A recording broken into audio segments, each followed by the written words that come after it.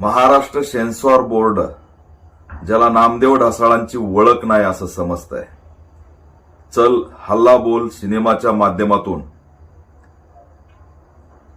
परवानगी मागण्यासाठी गेलेल्या दिग्दर्शकाला या सेन्सॉर बोर्डाने आम्ही नामदेव ढसाळला ओळखत नाहीत, त्यांच्या विद्रोही कविता चालत नाहीत, त्या कवितातील शिवीगाळ चालत नाही, अशा पद्धतीची टिप्पणी करून नोटीस देऊन त्या ठिकाणी परवानगी नाकारलेली आहे।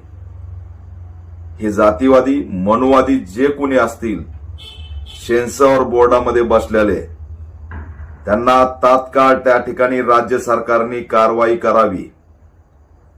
जर का त्यांच्यावरती कारवाई केली नाही तर येणाऱ्या काळामध्ये अचानकपणे सेन्सॉर बोर्डाला पॅन्थर स्टाईलने नामदेव ढसाळ कोण आहे हे सांगायला आम्हाला वेळ लागणार नाही।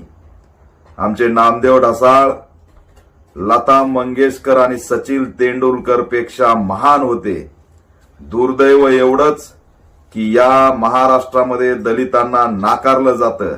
नामदेव ढसाळ हे दलित होते म्हणून नाकारले, नाहीतर मंगेशकर आणि तेंडुलकर पेक्षा ते महान होते। ते आज भारतरत्न असते, आमच्यासाठी भारतरत्न आहेत। सेन्सॉर बोर्डाला इशारा आहे की चल हल्ला बोल या सिनेमाला तात्काळ परवानगी देण्यात यावी। राज्य सरकारने या जातीवाद्यांवरती अॅट्रॉसिटी ऍक्ट अंतर्गत कारवाई करावी। दलितांचं साहित्य नाकारणं, दलितांचा विद्रोह नाकारणं नामदेव ढसाळ या ठिकाणी आजही या व्यवस्थेला चालत नाही। कारण नामदेव ढसाळांनी एक पॅन्थर म्हणून घेतलेली दलितांच्या मुक्तीचा जो लढा होता तो आजही यांच्या डोळ्यात खुपतोय। आजही या देशात या राज्यात दलितांवरती हल्ले सुरू आहेत।